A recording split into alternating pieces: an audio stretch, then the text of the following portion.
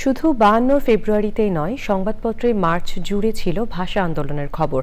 সেই সাথে ছিল ভাষার জন্য জীবন দেওয়া ভাষা শহীদদের বীরত্বগাথা। ১৯৫২ সালের মার্চ মাসে সংবাদপত্রে ভাষা আন্দোলনের বিস্তারিত জানাচ্ছেন ওবায়দুল রশিদ। বাংলাকে রাষ্ট্রভাষা করার দাবি সংবাদপত্রের এমন শিরোনাম ছিল ১৯৫২ সালের মার্চের প্রথম ৩ দিন।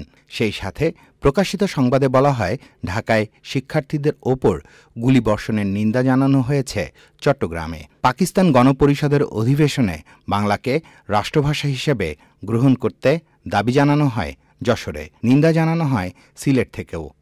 মার্চের ৪ থেকে ৭ তারিখের সংবাদের হেডলাইন ছিল, বাংলা ভাষা বাংলা না হলে পুনরায় আন্দোলন হবে। আরেক সংবাদের শিরোনাম ছিল, ঢাকায় গুলিবর্ষণের প্রতিক্রিয়ায় প্রদেশব্যাপী বিক্ষোভ।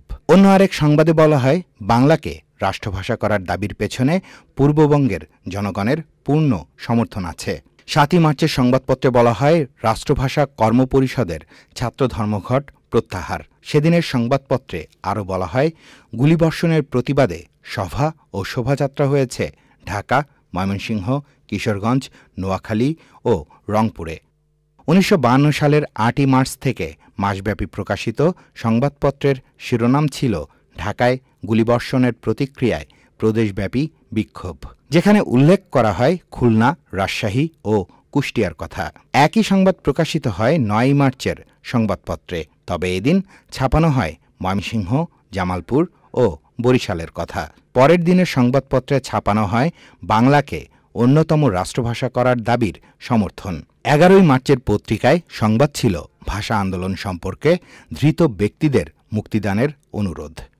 মাসের পরবর্তী দিনগুলির সংবাদপত্রের শিরোনাম ছিল, ঢাকায় গুলিবর্ষণ সম্পর্কে বিভিন্ন মহল থেকে তদন্ত দাবি। মুন্সিগঞ্জ থেকে বাংলাকে রাষ্ট্রভাষা করার দাবির সংবাদও ছিল এ সময়ে। Obaidul Rashid, channel I, Dhaka.